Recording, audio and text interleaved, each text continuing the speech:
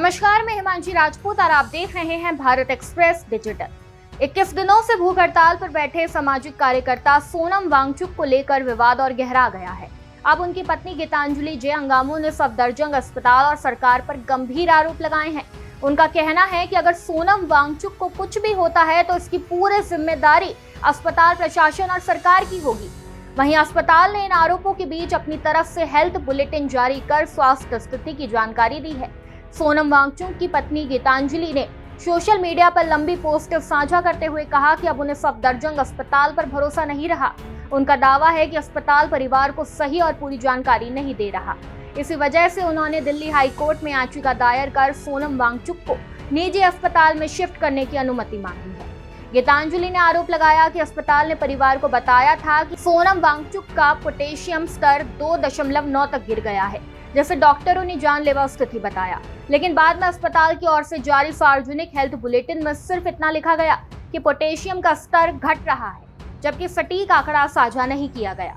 उनका दावा है कि एक स्वतंत्र लैब की जांच में पोटेशियम का स्तर 3.5 आया, जो सामान्य सीमा में माना जाता है। इसी विरोधाभास को लेकर उन्होंने अस्पताल की पारदर्शिता पर सवाल उठाए।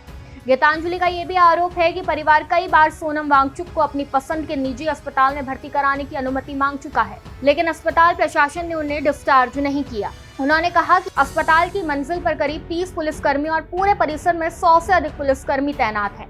उनके मुताबिक ऐसी स्थिति में परिवार की आवाजाही भी सीमित हो गई है और ये इलाज से ज्यादा अवैध हिरासत जैसी स्थिति लगती है। इन्हीं आरोपों के बीच गीतांजलि ने दिल्ली हाईकोर्ट का दरवाजा खटखटाया। उन्होंने तत्काल सुनवाई की मांग करते हुए कहा कि हर परिवार का अपने मरीज के इलाज के लिए अस्पताल चुनने का अधिकार होना चाहिए। उनका कहना है कि सोनम वांगचुक की तबीयत और बिगड़ने से पहले उन्हें निजी अस्पताल में शिफ्ट करने की अनुमति दी जाए। वहीं सफदरजंग अस्पताल ने शनिवार रात जारी हेल्थ बुलेटिन में अलग तस्वीर पेश की है। अस्पताल के मुताबिक सोनम वांगचुक पूरी तरह होश में है और उनकी नाड़ी, रक्तचाप तथा ऑक्सीजन स्तर फिलहाल सामान्य है। हालांकि 21 दिनों की भूख हड़ताल के कारण उनके शरीर में निर्जलीकरण के लक्षण हैं और गंभीर जटिलताओं से बचने के लिए तुरंत तरल पदार्थ और इलेक्ट्रोलाइट उपचार की जरूरत है। अस्पताल ने यह भी कहा कि डॉक्टर और एम्स के स्वतंत्र विशेषज्ञ की सलाह के बावजूद सोनम वांगचुक ने नसों के जरिए तरल पदार्थ ORS और दवाएं लेने से इनकार किया है। अस्पताल का दावा है कि परिवार की ओर से भी अब तक उपचार के लिए सहमति नहीं दी गई है। इस खबर पर बस इतना ही। ऐसी ही तमाम खबरों को जानने के लिए देखते रहिए भारत एक्सप्रेस डिजिटल।